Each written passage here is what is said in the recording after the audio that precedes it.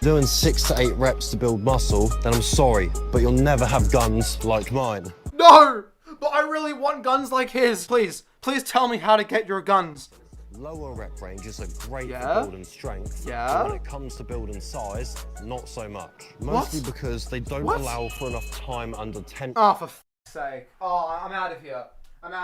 This guy is a personal trainer. He's a qualified personal trainer and everything he says is wrong. Low reps equals strength gains, not size. That's only true when you're under 5 reps and like doing 1 or 2 or 3 reps. Why? Not enough time under tension. A key driver of muscle growth, along with increased metabolic stress. Yeah, both of those things are not the key driver of muscle growth. The key driver is exposing your muscles to a high degree of mechanical tension. Those last few reps when you're close to failure. That's what drives muscle growth. Beginner versus professional. We see the beginner really rushing his reps out and the professional controlling the concentric and controlling the eccentric. Is controlling the eccentric better for gains than not? Yes. But believe it or not, in this video, I actually think the beginner has better form. That's because there's no need to do a really slow concentric. In fact, I'm pretty sure studies have suggested that the faster you are on the concentric, probably the better. What you want to do is have a 1 second pretty quick concentric and then maybe a 1 to 7 second eccentric seems to be the best for growth according to the recent literature. Free exercise to grow your shoulders. Oh my, she's actually jacked though. She's 16. She's bigger than me at 16. Holy crap. Let's see what exercises she suggests. Machine overhead press, okay. Lateral raises, also good. And reverse pec deck. Nice. All good options. I would add to this by saying that the lateral delt is more important for those rounded shoulders, as you saw in the start of this video, than the other two. So I would prioritize it by doing more volume. Anyway, welcome back to another video. A lot of Instagram fitness content is very NPC-like and not exactly correct all the time. So we're gonna go through some of the best and worst videos I could find on my Instagram feed to see if any of it's right and if we can learn anything. Fellas, I'm starting to think 8 to 12 reps is dead. 4 to 6 is the new meta. If you've spent a lot of time on Instagram in the hypertrophy science-based space, you're going to have noticed this big trend of doing super low reps within 4 to 6, 4 to 7, 4 to 8. And the reason for that is because of the effective reps model, which postulates that only the last 4 or 5 or so reps are actually conducive to muscle growth. Those reps when you're really close to failure and when your muscles are exposed to a high degree of mechanical tension. And because higher reps tend to cause more fatigue, people have basically said, well, if I can get the same stimulus doing 5 to 30 reps, but lower reps cause less fatigue, then I should just do only low rep work. While that probably is the best rep range, at least in my opinion, I would also add that higher reps are going to be a bit safer, a bit less injurious on your joints and connective tissues. So I would actually recommend doing a variety of rep ranges, but I personally myself do most of my sets within 4 to 8 reps. I feel like that's a pretty good spot. Imagine you weigh 70 kilos as a man. Your English skills are amazing, and you go to the gym with your girlfriend. Then she sees me. How would you feel? I wouldn't feel anything because I'm not insecure or scared my girlfriend's gonna leave me for some steroid head. I love the first comment. I mean, I'm going with a girlfriend. Where is yours? Like, dude, you're wasting so much time every morning going. You have to get up early. Then what else you have to do? You have to go get your shake thing ready, your protein shake. You gotta go buy the right gym wear. Guys use the muscle shirts. Then you gotta get in your car. You gotta drive. You gotta go. So this is one of those red pill millionaires that no one knows how they're a millionaire. Low testosterone detected, opinion rejected. Dude has the voice of estrogen. There's this big trend online where you should never go to the gym, you shouldn't sleep, you shouldn't have fun, you have to grind on your career. And first of all, most people have to do real jobs that actually contribute to society, which involves going to university or going to trade school or whatever. And those jobs don't physically allow you just to work infinitely to make more money. There are very few things more valuable in life than money. There's your relationships, friendships, family. They're probably more valuable than money. Your time is really important, and your health. Without time and health, which the gym will benefit both of those, makes your health build as you live longer. Without those, you have nothing. It doesn't matter if you're a millionaire if you drop dead at 40 because you eat like shit. So my advice, still go to the gym. If you're really concerned about taking a lot of time, try and do a lot of supersetting, some full body splits, training with a high intensity so you don't have to do as much volume. There are a lot of strategies you can do to make your gym sessions far more time efficient. Instead of skipping the gym entirely, I would recommend implementing those because not only will you feel better, but the discipline you'll gain can very well carry over to your business or to your schooling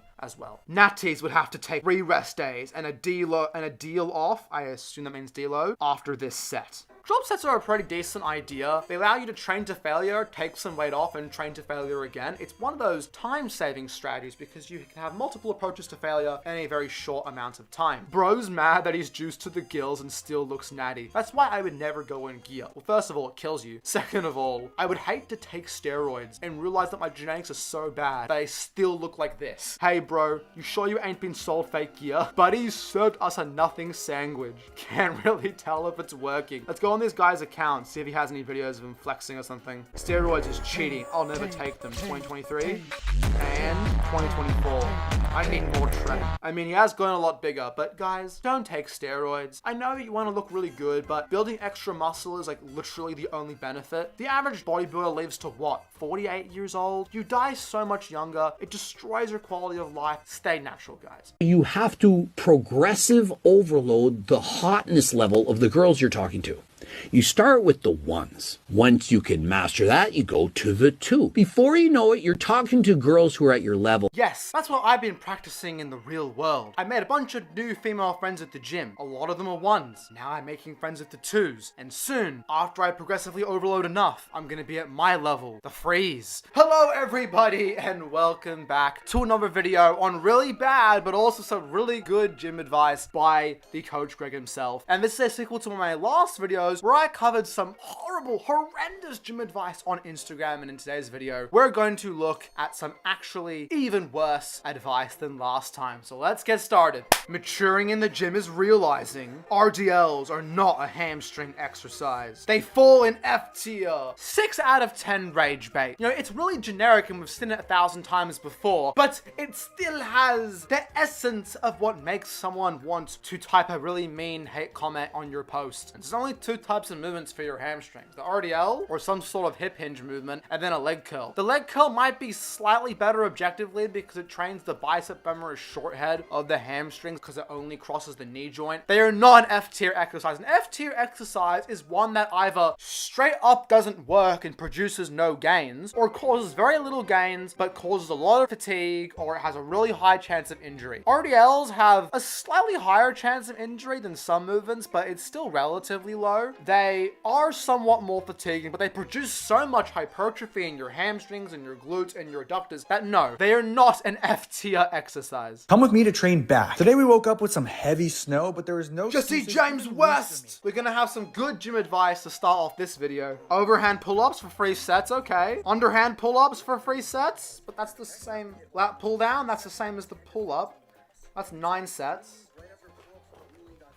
That's 9 sets. So that's 3 more sets. 3 for the biceps. Alright, so he did about 12 sets for the lats. Don't dislike the video before I critique someone way bigger than me. The overhand pull-up and the underhand pull-up are the exact same grip width, training back in almost the exact same way. Therefore, you are breaking the key rule in hypertrophy programming of exercise redundancy. You are doing 2 exercises that perform pretty much the exact same action and train the target muscle in the exact same way. Therefore, it's kind of a waste of time to do both. 12 sets for back isn't really bad. It's the amount of volume that some people will definitely be able to handle, and clearly Jesse James West can handle it. I mean, look at that voluptuous back and these rear delts. Push-pull legs, the most glazed, popular split ever. There are 2 problems with this.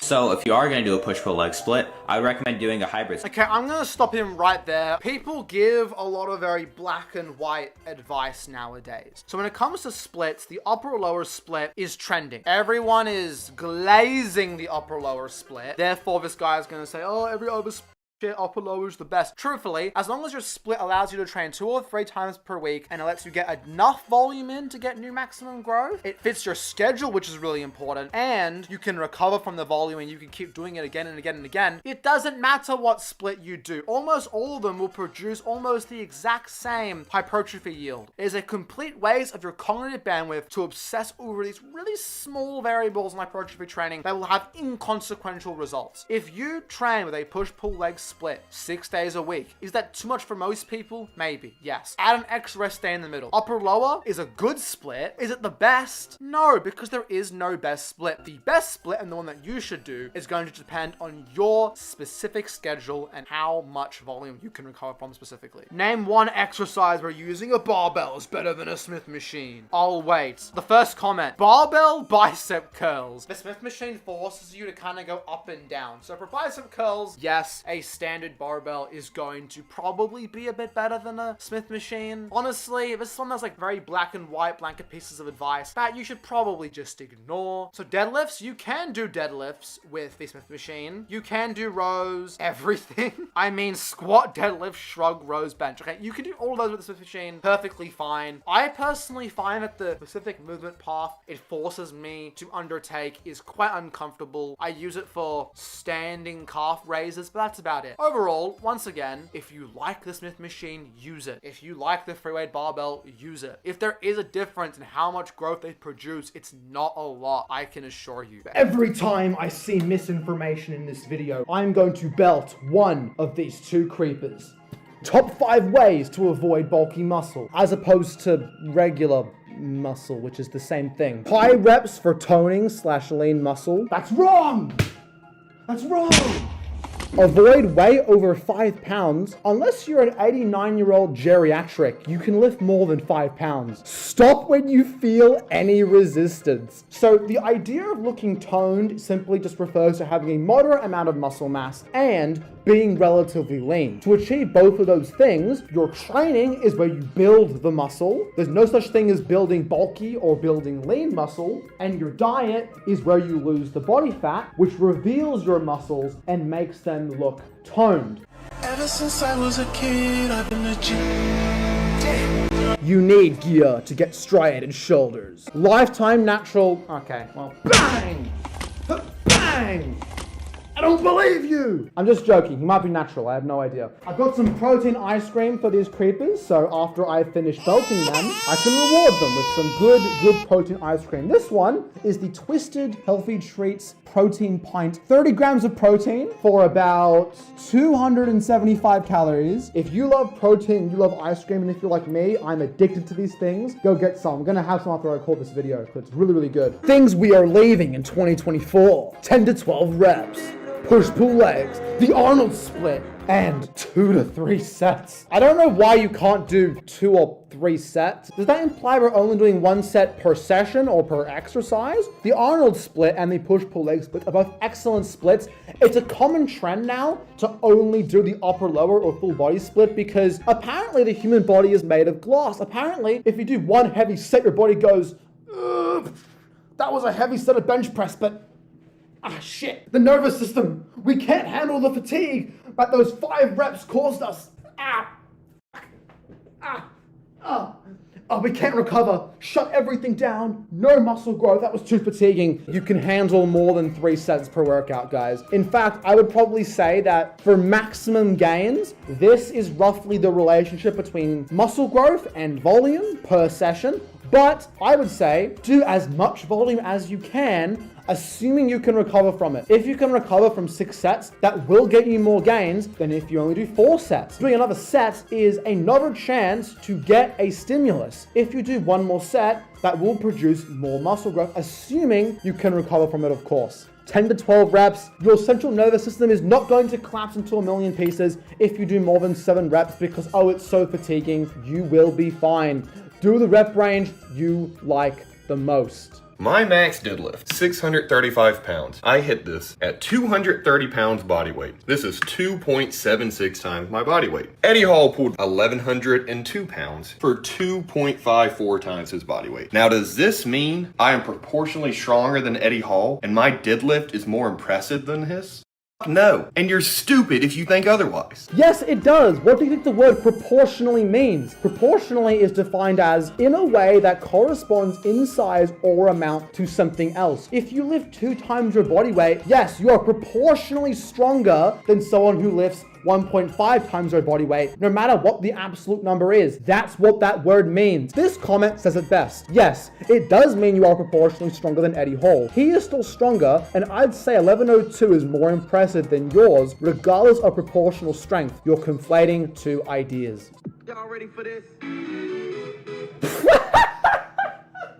What exercise is that? It's like a glute press. So you get on a Smith machine and you like press upwards. I don't even know what that does, what that means. When everybody is obsessed about protein, but you eat only 40 grams daily, 40 grams per day is not enough for almost anybody to function. Protein is not only important because of muscle growth, it's also important for overall health. In general, 1.6 grams per kilogram is a good place to start, but even more than that might grow you a tiny bit more muscle. But yeah, 40 grams is not enough for anybody unless you're like a 6-year-old child. Grow your glutes and stay away from protein powders. Protein powders aren't bad for you like you say in the caption. Misinformation. Misinformation. I'm pissed, folks. But what I am gonna do is sit down with my creepers, creeper 1, and I am going to share my protein ice cream with them.